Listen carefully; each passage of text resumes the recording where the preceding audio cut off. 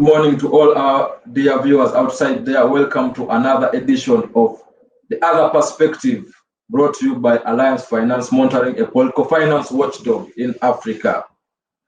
Today we are going to be discussing about the State of Nation address that was delivered yesterday, 7th of June 2022 by President Museveni. President Museveni, in his address, a State of Nation address, came at a time when most Ugandans are grappling with skyrocketing commodity prices. The address was met with mixed expectations. Some Ugandans, of course, expected solutions to the worrying economic situation, while others expected the usual rhetoric enveloped in history and a martyrdom of Pan-Africanism. On the other hand, the members of the opposition in parliament boycotted the State of Nation address, pointing out that the president had nothing to offer. So today I have two guests who are going to be interrogating the State of Nation address and looking into the hits and misses from the address. I have Priska Wanyenya, who reports from parliament, and she will give us the insights from what she thinks were the hits and misses from the from the State of the Nation address that was delivered yesterday by President Museveni, and Henry Muguzi, who is an expert in the field of electoral democracy and also accountability and governance. So he's going to look into what was delivered yesterday and see whether Ugandans really deserve to listen to the president when he was delivering his State of Nation address to the nation. So I will start with you, Priska. The president yesterday, the 7th of June 2022, delivered the State of Nation address to Ugandans. What is your take on the State of Nation that was delivered yesterday by the president?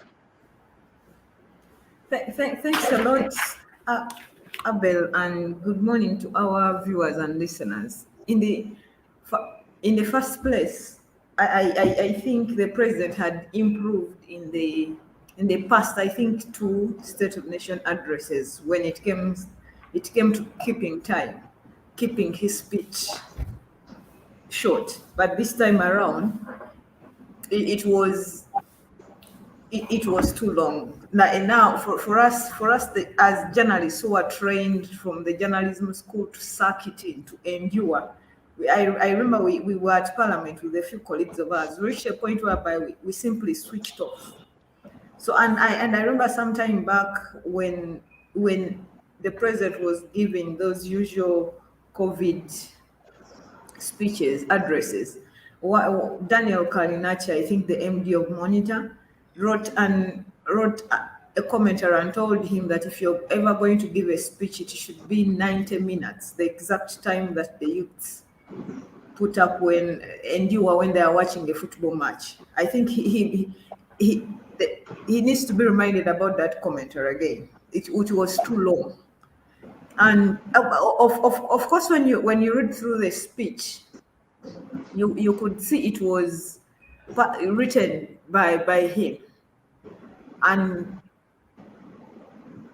that justified the argument that the opposition had made as to why they were staying away, because they said, Mpuga said that the leader of opposition, that's Mathias Mpuga, said that instead of giving us the State of Nation address, he gives us a state of his feelings. So you could see his feelings written all over the speech. So from a journalist perspective, that is what I've taken long without listening to the president talk. I usually limit my listenership to budget and State of Nation, because I'm of a view that there is nothing new that he's going to tell me. So I even asked my colleagues that, is this what you endure when you're listening to his national addresses? They told me that is it. And so moving away from the lengthy speech, and one of the things that he missed out, I remember when he was taking oath for this term, that is last year in May, he bragged about going to fight corruption.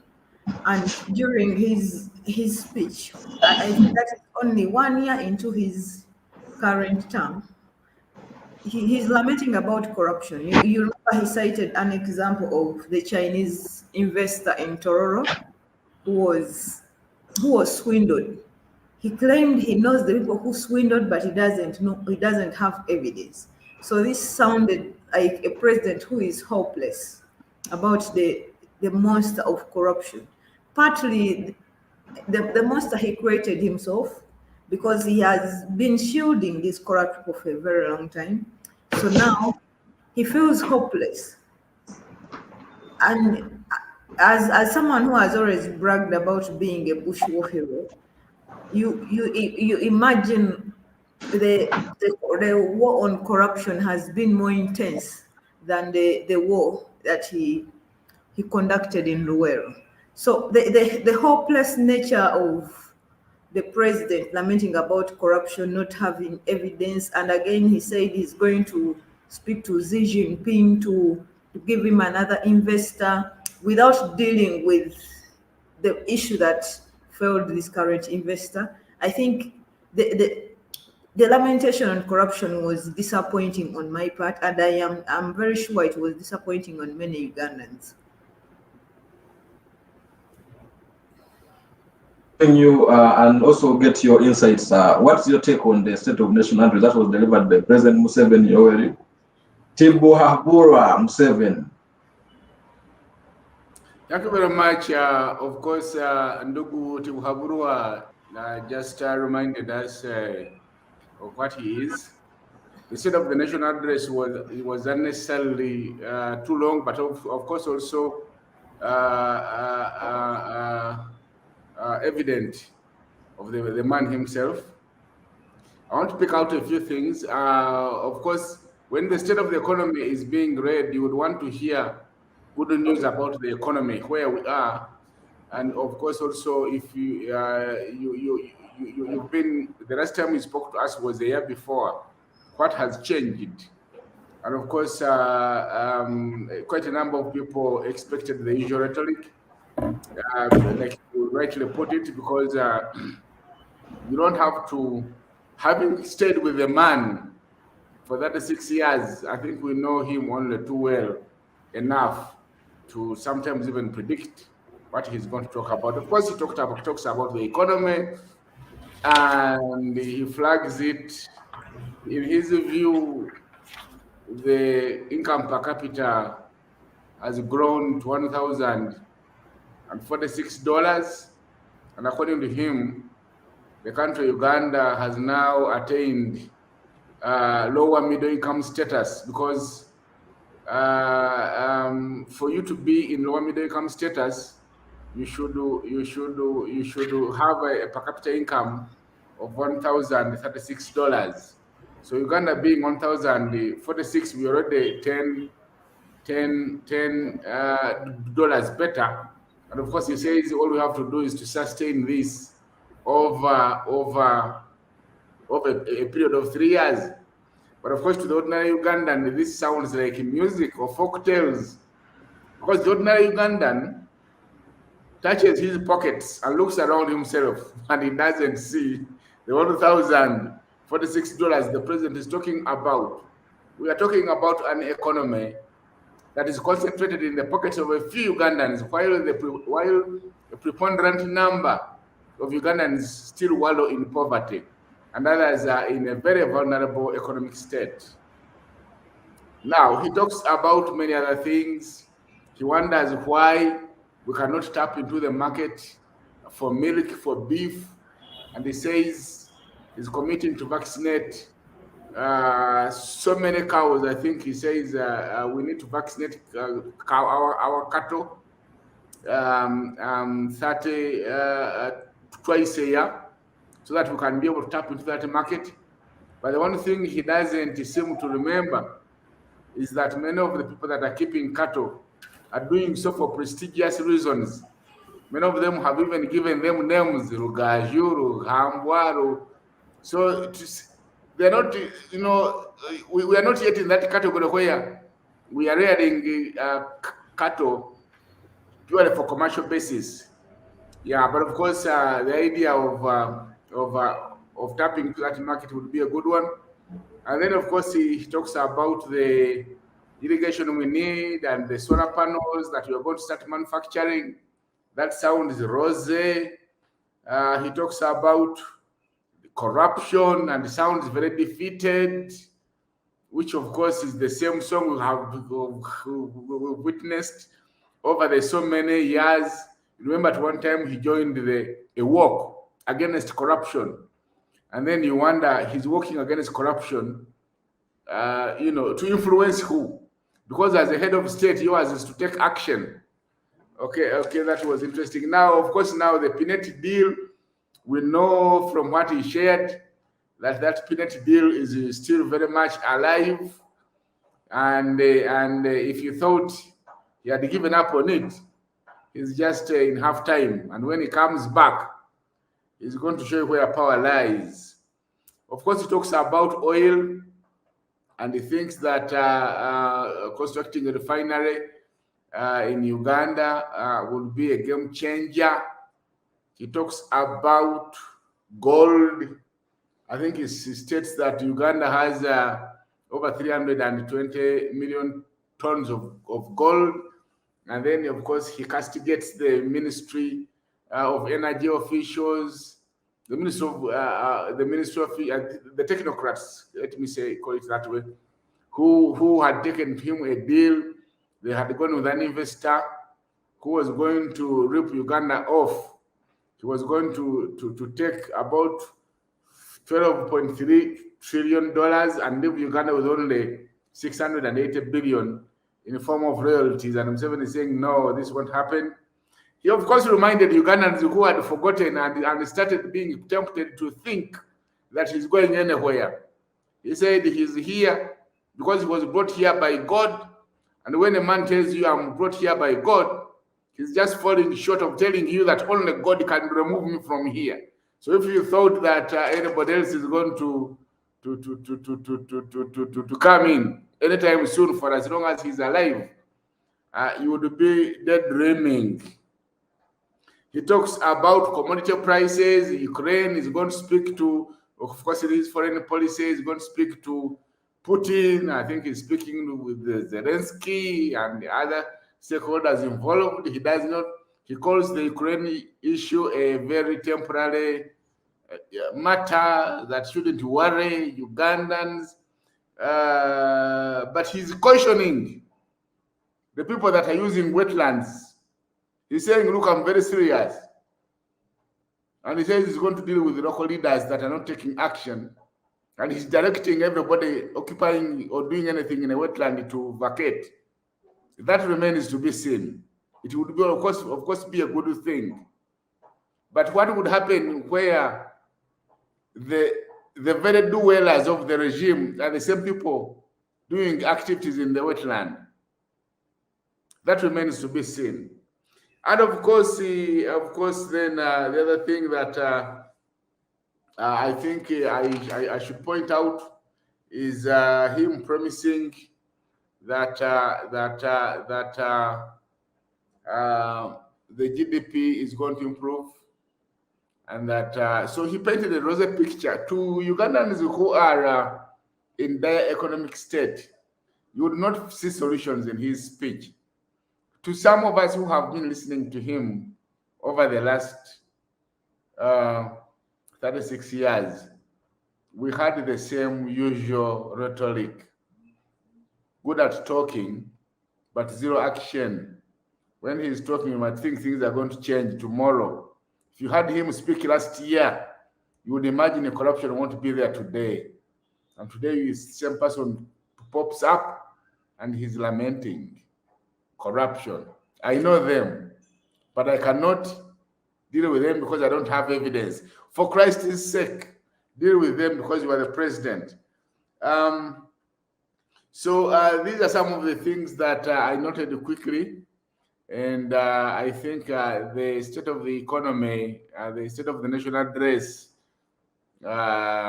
did little to inspire the people in need, the poor people who are being faced and brutalized. Maybe the other thing I should talk about is security.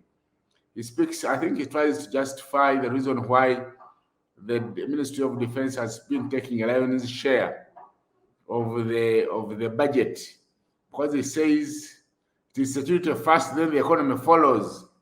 It's not that economics first and then security follows. Security is a precondition to economic growth, and according to him, because of the amount of money, the vast amounts of money we've been spending in the Ministry of Defense, we are enjoying this security. But let me remind the president that you see, it is wrong to interpret security as simply being a mere absence of war.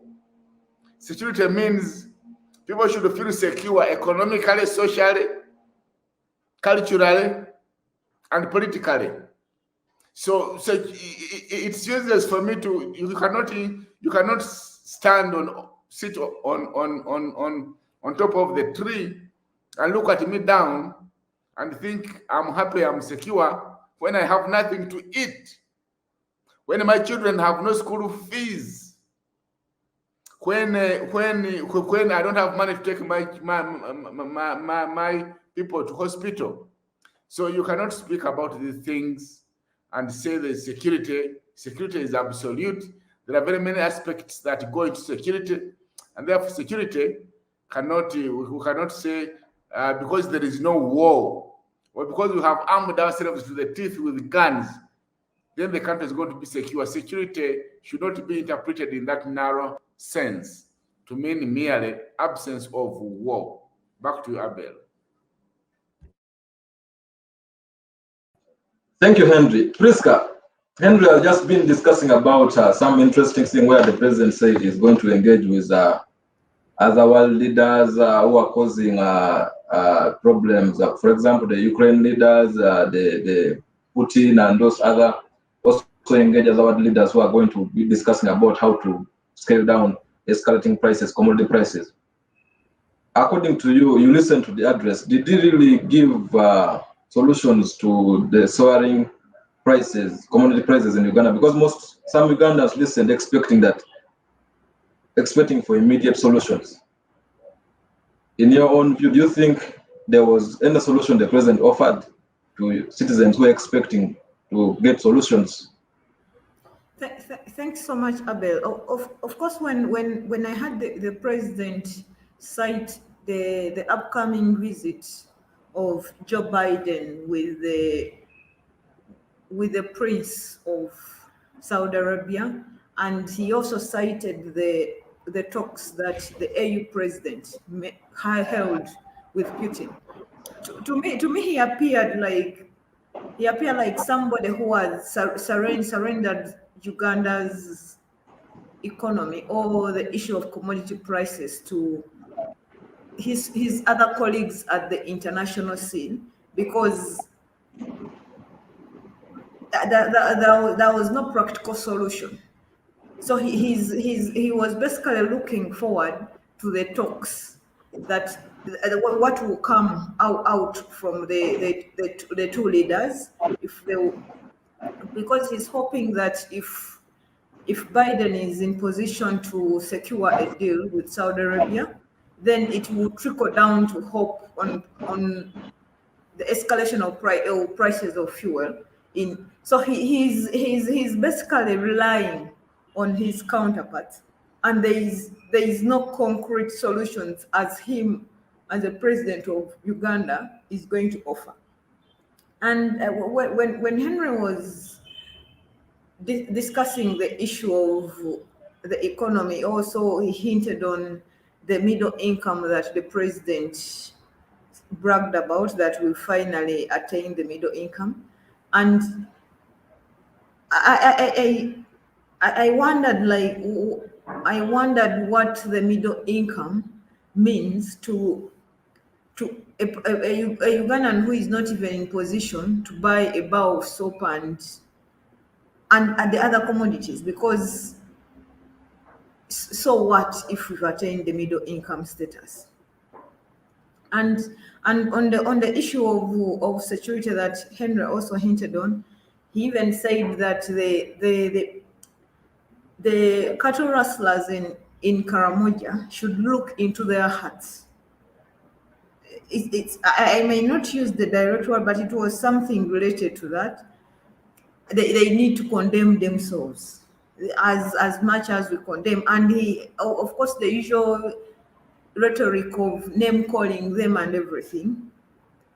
So this also looked at someone who is hopeless.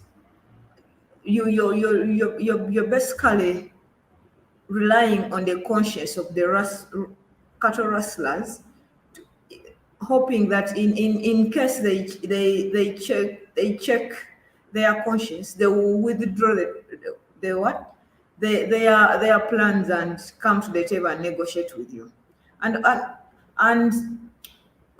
he also fell short of on the security issues, because there are many accusations that have been labeled against the UPDF in Karamoja. The issue of the missing cattle. Some of the Karamojongs think that some of the cattle are being stolen by the UPDF officers. And of course, the UPDF has come out to deny the issue. But for a Ugandan who knows the history of the army, what they did in DRC plundering the gold and the resources, you are hesitant to believe the UPDF over the Karamojongs who have lost their cattle, because here are the people who already have a history of plundering resources. And when you listen to the Karamojongs talk, you really see there are these roadblocks and everything, but cattle is being still transported. So, and who are the people manning these roadblocks? Is the army. So he even fell short of hinting on that issue of the conduct of the UPDF in Karamoja. So it is going to act like an enabler for the UPDF to continue doing whatever they have been doing, because I mean, their commander-in-chief has not said anything. They will interpret that message as someone who is cheering them on about their misdeeds in the region. Thank you, President Henry. You just you discussed about the issue of lower middle income status, where the president said we have surpassed the required threshold of GDP per capita of US dollars 1,360. And if you ask a Ugandan, an ordinary Ugandan, that in your own pocket, do you have more than about 3.7 million Uganda shillings per month? Do you even earn 3.7 million shillings per month? Majority of them will tell you that is something those people have come up with their figures. But for us, right now we're even suffering with commodity prices. We can't even afford life. Then where is that middle income status coming from? Does it really reflect what is on ground? That's what I wanted you to elaborate more on. What it is reflecting is that it is not giving a true picture of what is happening on the ground. The truth is that you have a very young population. I think the youth aged 30 and below constitute about near 70% of the population. And those that are in the working age, those that have left school are 18 years and above, are about 50% or upwards of. These members of the population are poor, unemployed, and very economically vulnerable, and they are the majority. So they touch their pockets and cannot find a penny. They cannot even afford a Rolex. And therefore, when you come out and say Uganda is reaching middle income status, then it beats the understanding of the ordinary Ugandan. The truth that must be told is that the economy is concentrated in the hands of a very small number of those people that are advantaged. The ones that swim in a sea of luxury and wealth, and therefore it doesn't paint a bigger picture. I think what the people would have wanted to hear are the plans of how do we get to have money to the pockets of Ugandans, of a bigger number of Ugandans, because money is not in their pockets. Even us who call ourselves middle class, you wonder what middle class are we?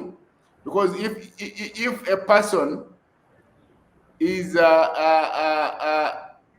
if my slipping into poverty is just a paycheck away, like a monthly pay away. If I don't have a job this month, the following month you find me slipping in. I've slipped into poverty. Then it is not worth calling me. It is not enough to call me middle class.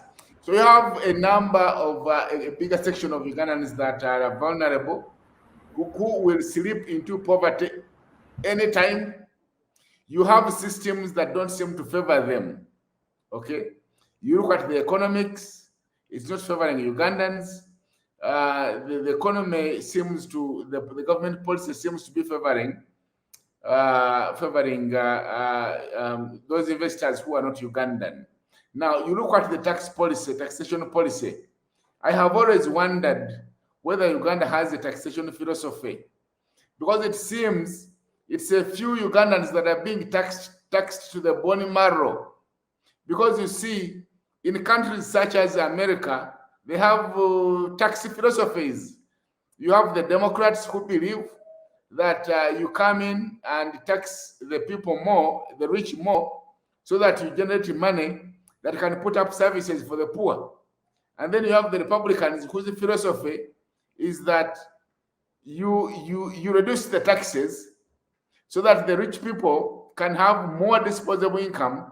When they have more disposable income, they will invest more into creating factories and industries and create more jobs, and more people will be employed, and that will help the economy. In Uganda, I don't know what our tax philosophy is. Now, that having said that, you look around the infrastructure we have.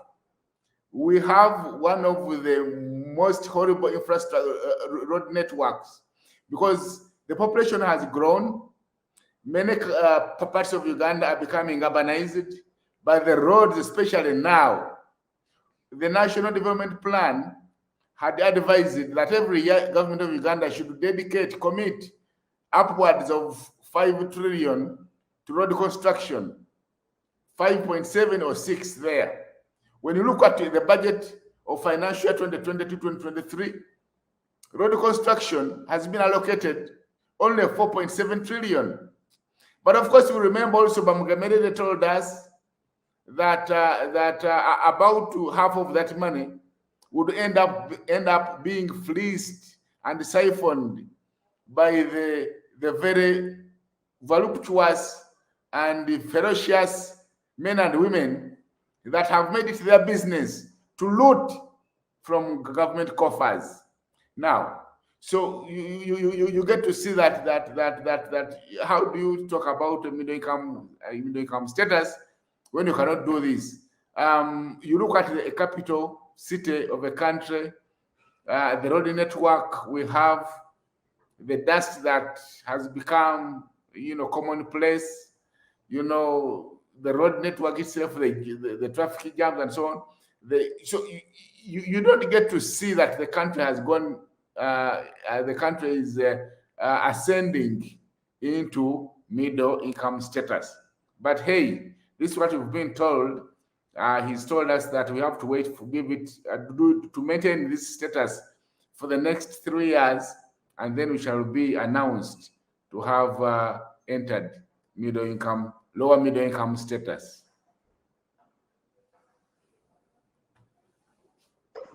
Thanks, Henry and Priska. Now we are going to go for a break, then we shall return with the next episode.